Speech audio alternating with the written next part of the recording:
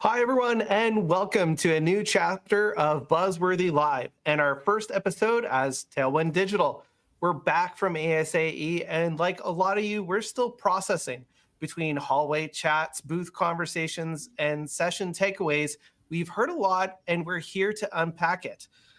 This one's a little bit different. No guest interview, just our team, Kristy, Breanna, Dan, and myself, sharing what stood out, what surprised us, and what association leaders are really wrestling with right now. Don't forget to drop your questions in the chat, and we'll get back to them towards the end of the show. So, Dan, Kristy, Breanna, let's dive in. Thanks for coming on the show.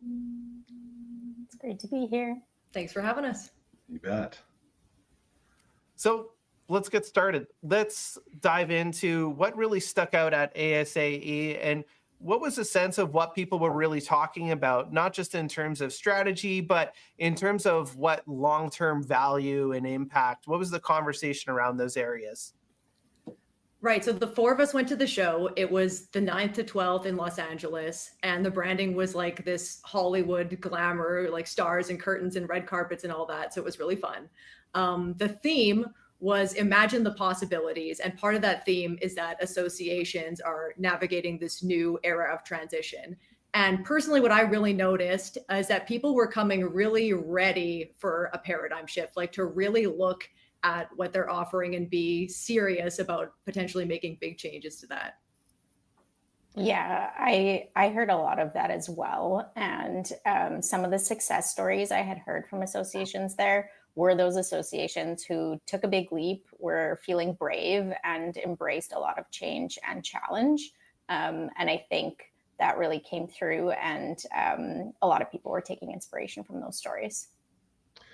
I think there was as much excitement as there was also worry.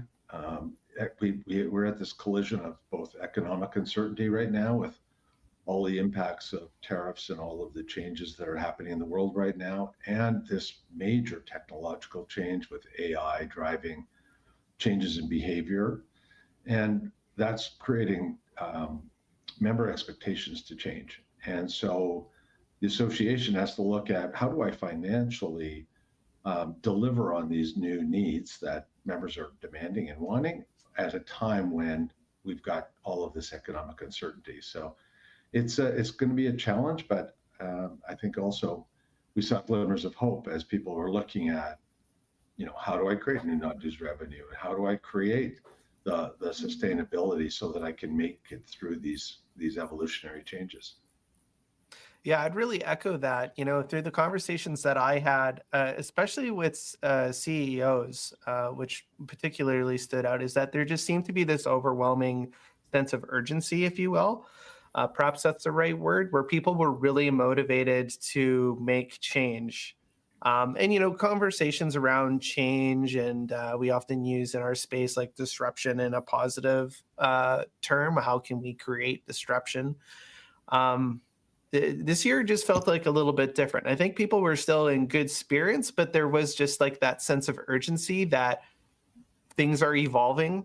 There's disruption kind of coming into our space, being put on us to a certain degree. A lot of very interesting challenges that were shared directly with me from different sectors.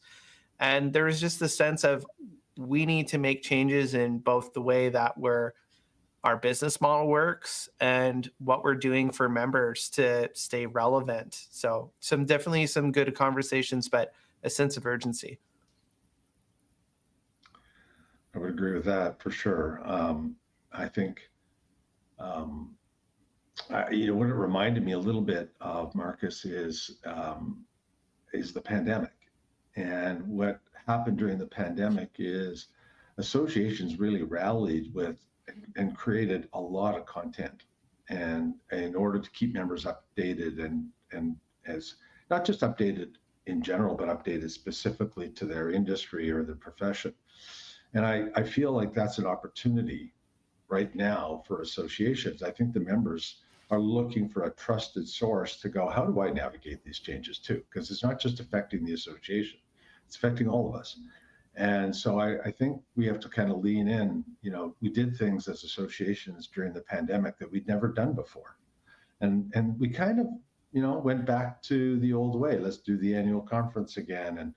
And I'm hearing a lot about the annual conference getting, the costs are going up rapidly and the margins are going down. So how do we go back to that spirit of, we need to react, we need to be quick, and we need to be responsive, and lean into the fact that you don't have all the answers every day, but if you're publishing at a regular stage, the members will lean in and eventually get all those answers as you help them with these same issues that members are facing. I totally agree that so many people were shouting out the pandemic and the speed of response to that and saying, we can do that again. It's time to act fast. Well, I think that's a pretty good segue into really about talking about the digital experience, because that was something that I often came up in my conversations again and again, was this pressure to evolve what the digital experience, or just really what the value proposition is online. There seemed to be a lot of motivation to be able to lean into that a bit more, in a sense of, we need to go beyond how we've typically engaged with members, and show up to them with a real value proposition. So I just want to get your feedback from all of you, if you had similar experiences. What was the conversations that you heard around digital strategy, member experience, and how associations are going to deliver real value online? Yeah, it's a great question, Marcus. I attended a session with Wicket and ASAE, and they had undergone transforming basically how ASAE deals with member data. And it was an enormous project. And the project was sparked by a member saying to Reggie Henry, I don't think you know who I am. I'm a very involved member. I do a lot with ASAE, but I don't feel like you know me. And they wanted to change that and change that member experience. And what really stood out for me in the presentation was ASAE talking about this project we set out at the beginning. And, we thought we'll start here and then we'll go from point A to point B to point C and we'll be done. But what it actually looked like was a lot of this up and down challenges that they didn't foresee. And it took a lot of, fortitude for both teams at Wicket and ASAE to get to where they are today, where they've implemented this solution that's going to improve the experience for all the ASAE members. And that really stuck out for me, and something I think a lot of association professionals need to keep in mind. Yeah, I agree. It reminds me of, when I think of the investments in technology that really have high adoption, I think of the iPhone, and how simple they made it. But they made it simple, and all of a sudden adoption was really high. And if you look at ChatGPT as an example, the user experience is anybody can either type into it or even talk into it and get a response. And so when, and social media to some degree also fits into that same category. And these are all potential threats for associations fighting against these simple interfaces for engagement. And it's not that, the average association can invest the same amount of money as Apple or, OpenAI and so forth. But at the end of the day, they have to really think about what is that experience. And relating to what you just said, Kristy, does the system track that experience so that it's learning what you like as an individual? And so that I can, use technology to serve you better, and use data to serve you better. And I think everyone's looking at that. And but in general, our associations are further behind what the average experience we're all living with online. And so that creates the gap. And so how do we close that gap and leverage the trust that we as associations have around content? So it's a challenge, but it's not a challenge that can't be overcome.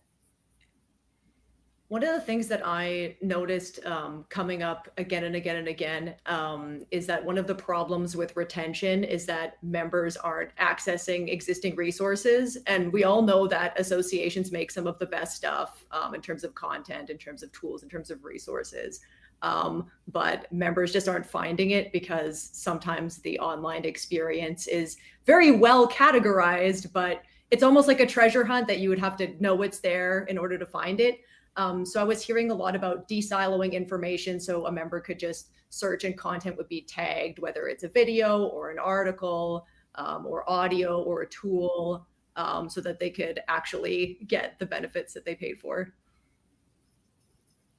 Yeah, this was an interesting one for me because, again, there was a sense of urgency, but also a lot of folks were really signaling that they were kind of at the beginning of trying to change the way that they're delivering value online. The conversations that I had was, oh, we're trying to get started with this, or we're trying to do more of that. So while there was a few folks that I spoke to that were kind of well on their way of being able to deliver content online and have like set up the systems in place, which was really fantastic to hear. And I had pretty rich conversations with those folks.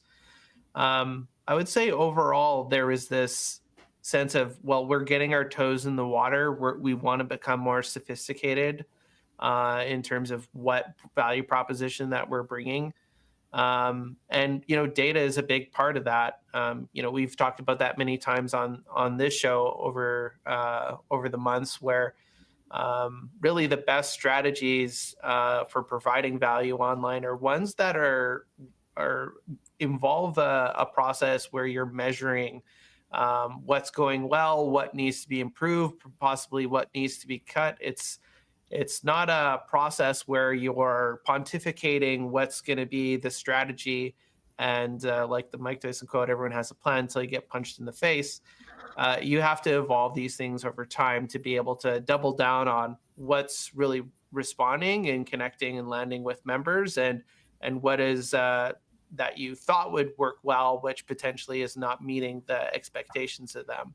But overall, the real sense that people were eager to be able to find new ways and evolve what they're currently doing to meet the expectations of folks. Yeah, totally true. And the like having a plan until you get punched in the face. I had a really interesting conversation with a client who, has jumped in with both feet, launched a member portal, is starting to create content for that member portal. And, he talked to me about how challenging it's been, how his staff are finding all of the change hard. And he feels like he's having to push hard to get things through. But at the end of the day, I have so much confidence that this challenge, this risk, this struggle will kind of pay off in the end when those members start to see the value. And, you have to kind of just push through that messy middle sometimes, particularly with digital projects. They could be so challenging. Absolutely. I think that's probably every association professional, something that they could agree on is that implementing anything to do with digital transformation or technology has been challenging. We've definitely shared our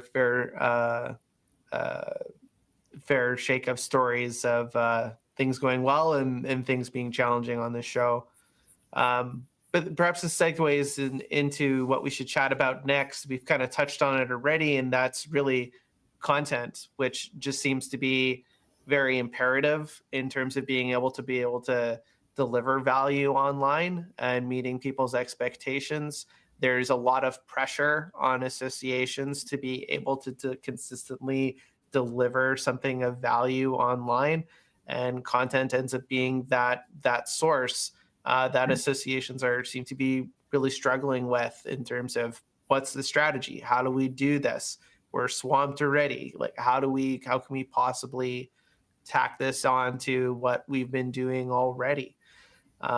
So I just kind of want feedback from the rest of you on this topic in terms of the conversations that you had with association professionals and maybe the sessions that you've been in on how they're rethinking content delivery, the conversation around AI and content. That's something that's constantly evolving very rapidly. So what was the tone of those conversations? Were people excited? Were they cautious? Were they overwhelmed? Let's dive into that. I felt in the conversations I had that people were excited about leaning into AI because they had that pressure of feeling like the volume of content that they need to produce digitally in between their events is increasing. And so they need a tool that can increase their productivity, and they're leaning into AI, and whether that's for content research or for even content creation. And any tools that can help them there. The second thing I heard them saying is they need funds to do this. They need funds to help it. So how can they improve the way they monetize their content and grow digital revenue? And I think a lot of associations are still at that level of, the odd banner ad here and there, and they compare that revenue to their event revenue. They still have a magazine, it's pennies on the dollars, and they're trying to figure out how do they move from pennies into some real dollars that can help fund continual production, but not just continual, but growing this demand for content at a regular pace.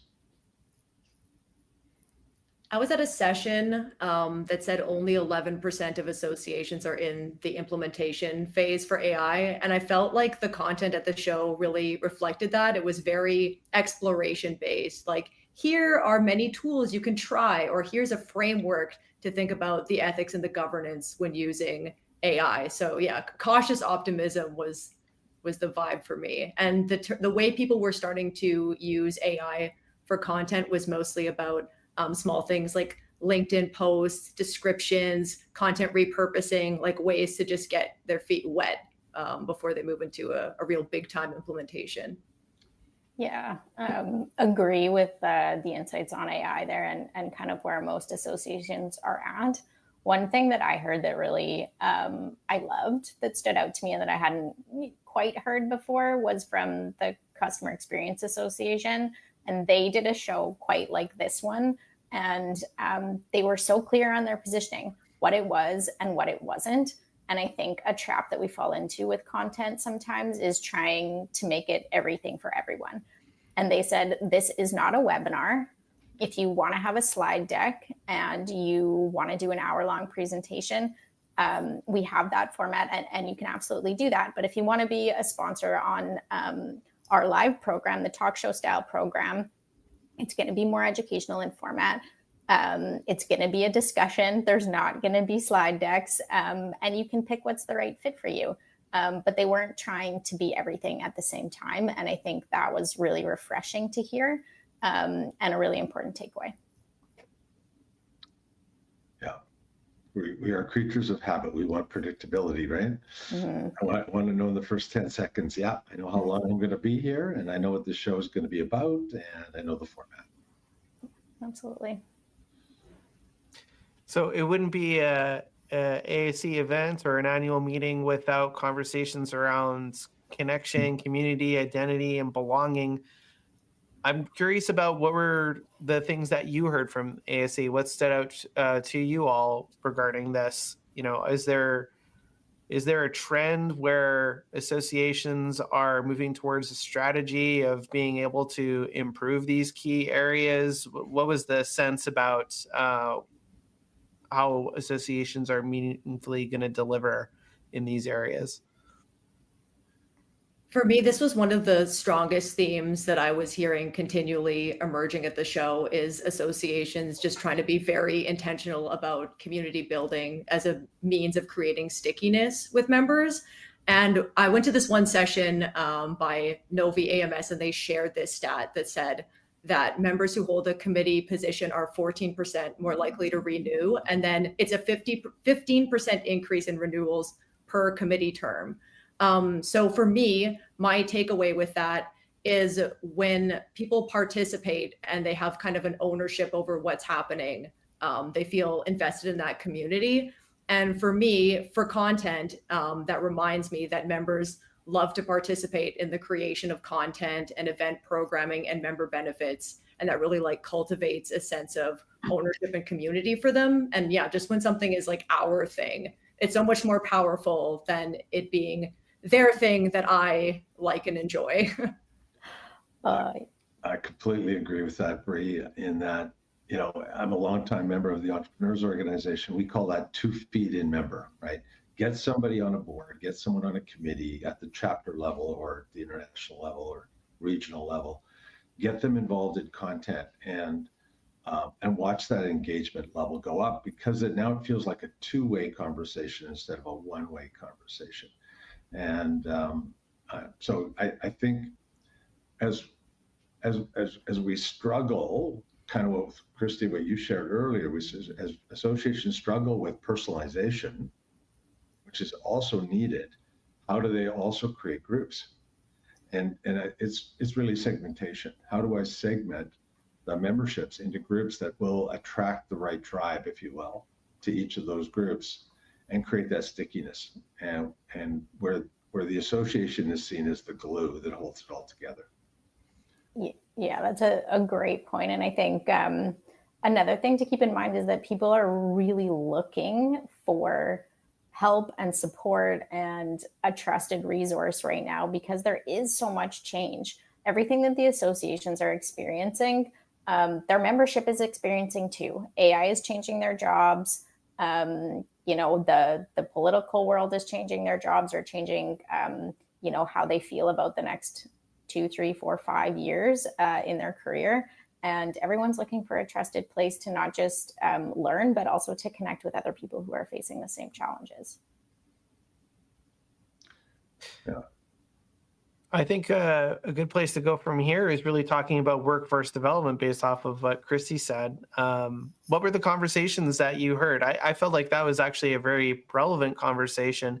I had multiple conversations myself about workforce development with folks. What did you folks hear about how associations are rethinking how they can deliver on workforce development? I heard so many people at the show talk about the silver tsunami. So that's the when baby boomers are max exodusing the workforce, which is leading to a huge loss of institutional knowledge. And that's specifically true for trade associations. And associations are being called upon to solve that problem, like both to build the talent pipeline by recruiting new people, but then also to upskill the existing workforce and to bring people just coming out of college or just coming into the industry up to speed.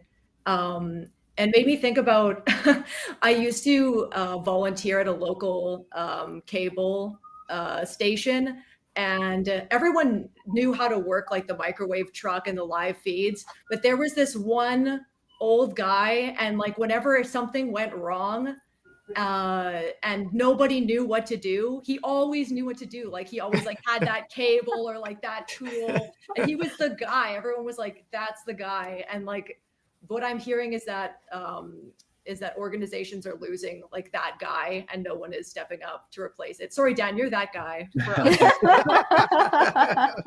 That's it, I'm leaving now. Another crazy thing that I was hearing is people are coming in with no soft skills, and a lot of members of associations are actually building soft skill training courses. And I even heard this crazy story where they're coming in with so few soft skills into the industry that they're trying to bypass colleges entirely and just go to restaurants and be like, oh, was that good service from a waiter? Here's our card. Have you tried joining our industry? Which is crazy to me. I've never heard that before. Some out of the box thinking. I like that. Yeah. I think workforce challenges, they're going to be there for sure. And I attended a session with Bree about workforce development. And, this theme that Bree touched on of like that expert in your space or your business, they actually had a persona for that in this session, and they called that person the wise one. And they that's you with the wise one. They had designed learning curriculum about how to bridge that gap from the wise one to the new person on their job. And they thought so deeply about these different personas and how they needed to communicate with them in order to be successful in retention. Really, it was really focused on retention. Those people who are in those first 3 days, 3 months on the job, and how do we make sure that they have a good experience and that they stay? So their curriculum was all tailored to that, and making really the new person in the job the star of the show. And it was a really cool approach to workforce development.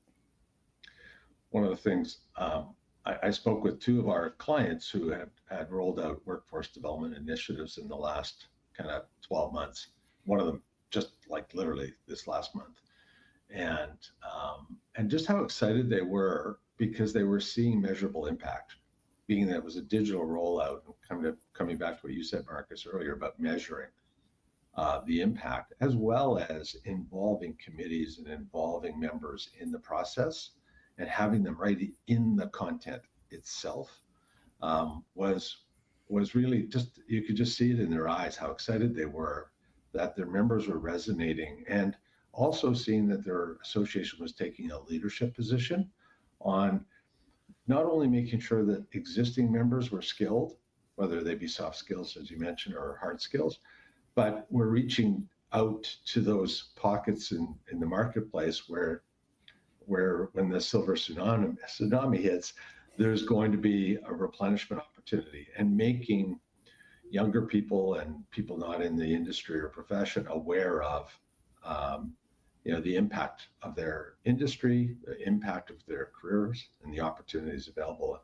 So I think every association has an opportunity to create a tighter bond with both existing members while attracting new, by developing a workforce strategy and publishing it, like calling it that, and really getting behind it. And that could be one of those first committees that you get people signing up for, because that need trickles all the way down, especially in the trades.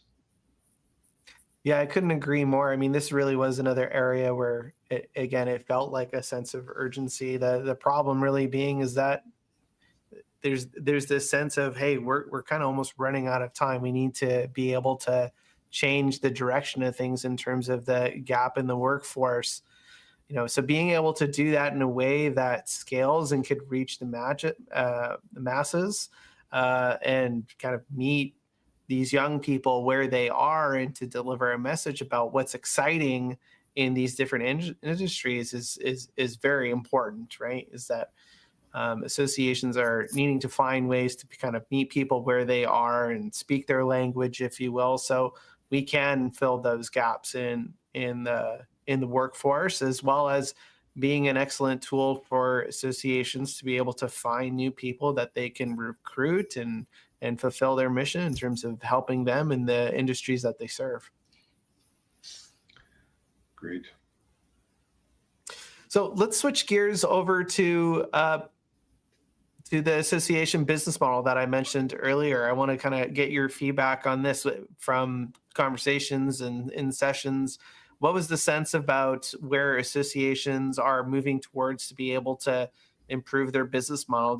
Did anyone feel like this was a main topic that kind of came up for them, or was that just me? I heard it a lot. By nature, every association needs some degree of non-dues revenue in order to survive, let alone thrive. And so they're always looking at how can they grow this. But if you look at how they're doing, what I would call member value, which is, are you getting the engagement that's going to drive the revenue?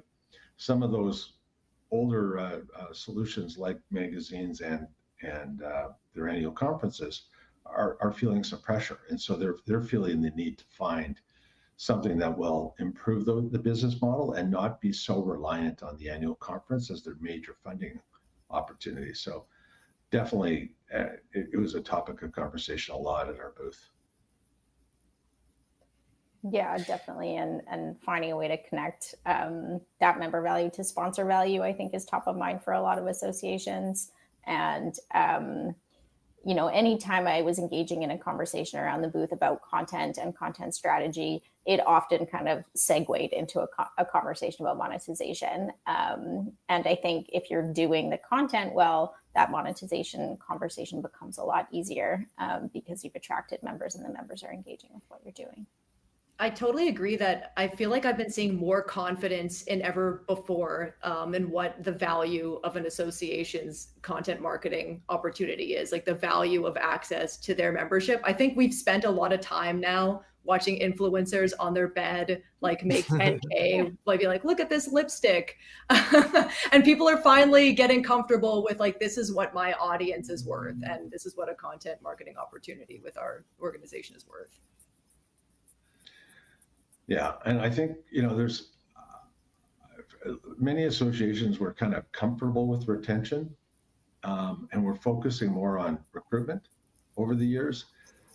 But this is the first time, like just in the last 6 months, only, it went in MGI's recent survey went from 25% of associations saying membership's increasing down to 14%, I believe was the number.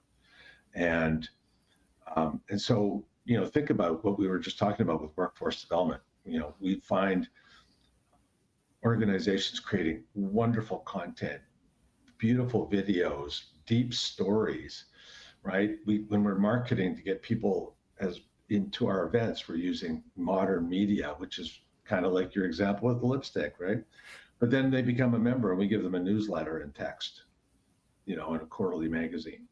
And we expect them to be engaged. And so we need to start thinking about our members and the way we use modern media to attract, we need to use modern media to retain. Yeah, I couldn't agree more. And what really stood out to me is, again, like all the way from the CEO down, when it came to the topic of new revenue streams, monetizing new products, people were just widely open and wanting to hear more. I got a sense that really that the association business model is needing to evolve. And, often around the business model, I've routinely had conversations where there's this internal debate around, well, should revenue, aside from the annual event, should revenue proportionally come from dues or should it come from other sources? Which I've always found really interesting because as we came out of COVID and everything that, how that impacted the association space, it was always interesting to me that people were still hanging on to this model that we should, the revenue should be very one-sided around dues and the annual event, and that there, isn't interest in increasing other revenue streams. And not to say that there isn't. I mean, we definitely deal with the people here on this show deal with those kind of folks every day in our work. But this show, this conference in particular, I mean, there wasn't a single person that I talked to that wasn't interested in hearing more interesting ways of being able to diversify revenue streams. And in particular, conversations around sponsorship and creating new opportunities for sponsorship opportunities and sales inventory to sell to sponsors. People were extremely receptive to new takes on what that can look like. And really any sort of sensitivities on how that could overlay on top of content and content marketing. I don't know if I had one person that had a reservation about that. So that was very interesting to me. Yeah, I think there's everyone's looking for that new revenue opportunity because the existing streams are kind of flatlined. and or marginal growth opportunities. And so they're looking for what's going to create that next wave of both revenue and potentially member value and engagement at the same time, and leaning into sponsors and content marketing as a way to grow both the content that you offer and the revenue at the same time is what we're seeing modern associations doing to generate hundreds of thousands of dollars of new revenue, but at the same time feed the niche topics that members need that maybe the association can't even produce on their own. So it's looking for that win-win is the opportunity. Yeah. Well, I think we can, Breanna, please jump in. Oh, yeah. I was just going to say that it does seem like kind of the obvious choice. Dan, I agree. Somebody whipped out a stat at one of these sessions, and it was McKinley, and they stated that generating non-dues revenue was the top concern for associations this year. So it was 26%. And we are moving into a society where it's content first. Everything's content for your content, for your content, for your content. So like, how can you satisfy those two needs at once, right? Yeah. Sustainability. We got a little bit more time here. So how does it sound if we switch over to some questions from the audience? Sure.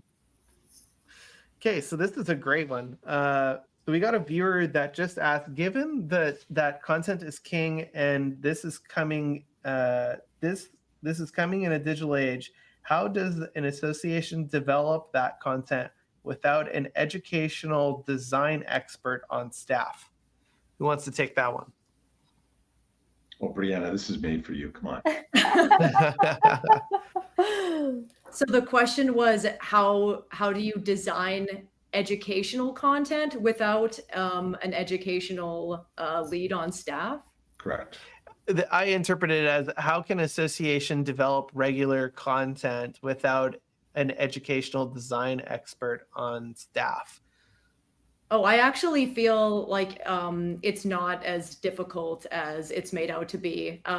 You have your pod of members who are, some of the most studied people in that field. We mentioned earlier that people love to be on a committee.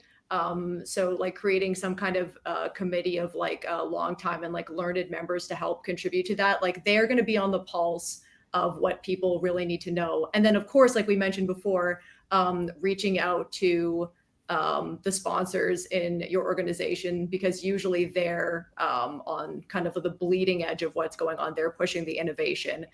So they're going to be bringing in insights that even like the most learned members might not know. So between the two of those, your highest tier, most involved members and industry sponsors, that should be definitely enough to keep you on the cutting edge. Yeah, totally agree with that. And I think talking to members, what do your members need to know? Sometimes I think this is a gap for associations. And I think, member surveys are great, but talking to them in person and having real discussions with them about where they're challenged, what's keeping them up at night. This should be the very beginning of your content strategy and understanding what the messaging you need to get out is. And then, as Breanna said, you have subject matter experts within your membership that you can tap, and your sponsors, they're, as Breanna said, at the bleeding edge. Well, we can go over to our next question here. This one was not sent anonymously. This is Marissa, and she's saying, what strategies can we use to combat AI fatigue when using AI responsibly and maintaining human connections with members? It's a great question. I have some thoughts for this, but I want to open it up to you folks. Go ahead, Marcus. Yeah, that's fair. Yeah. Yeah, I'm actually quite passionate about this topic, frankly, and I don't want to sound like a broken record, but in the age of AI, and like let me make my position clear, is that AI is really important. It's fundamentally going to change maybe even the course of human history. To sound as cliche as possible, but associations are in a position like no other, in my view. What are associations about? Associations are about being an authority. They're about authenticity, and ultimately they're about people, right? That's something that AI cannot replicate, right? AI is good at reading data, remixing data, regurgitating data, right? To be a little pedantic about it. But associations are positioned in this coming age where the cost of content is going to essentially go to zero. The amount of content that's being put on the internet is going to go to absurd levels, which you can argue that we're already at that level. And even more now, associations are going to have to be able to jump into the space and really speak on behalf of their industries with their authority. And like, ultimately, where does that authority come from? Well, it comes from your members. It comes from people that, yes, even work at the association. But all of that combined is something that AI and tech just can't fundamentally overtake. And that is that people want to learn from other people. And that could be in a formal structure, like think of an LMS, right? But just think of connecting your members to potential members or connecting members to other members by just capturing and sharing insights and stories that are relevant to other members. People want to learn from people that have been in the trenches, have been there, done that, failed. So I would really lean into that. I think it's something that while everyone's chasing the golden goose of AI and like what chatbot I'm going to put on my website, and look, there's a place for that.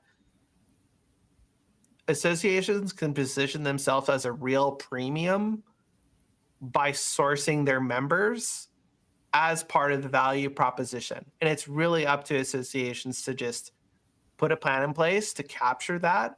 And as we discussed here earlier, an involved member is an invested member that is a renewing member.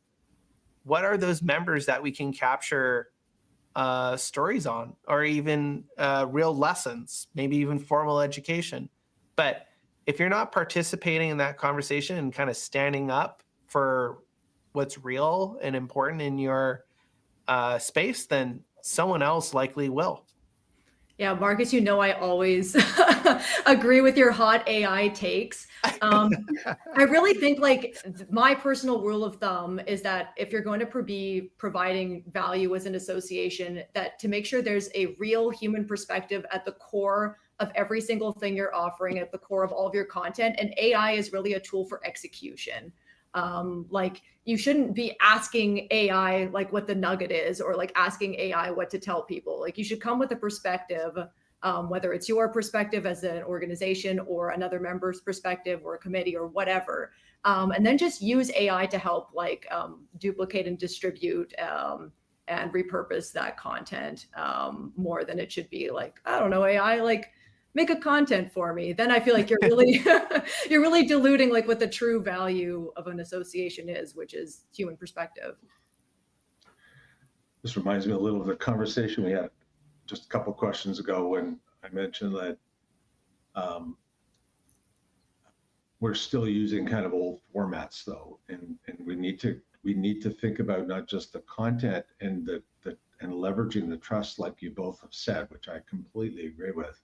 But we got to do it in modern formats, in micro-learning formats, in the experience of finding the content on your website, regardless if it's a video or an article or a podcast or a webinar, has to be tighter than it is today for the average association.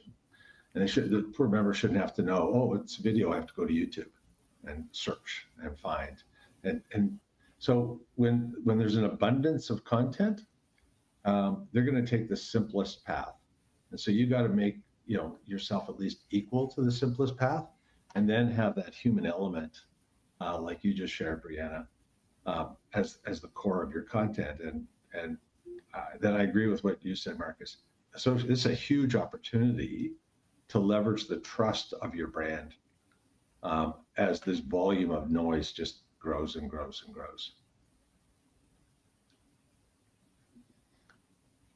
Fantastic. Well, we're at the end of our show, folks. That was 45 minutes. Seemed like 5 minutes over here. I went quick. But I want to thank everyone for tuning in today. Thank you so much for joining us. And thank you to our wonderful guests for joining in the conversation today. Thank you to you all. Thank you. Thanks, Thanks. Marcus. And that's everything that we have to share today. So again, thank you everyone for watching, and we'll see you next time on Buzzworthy Live.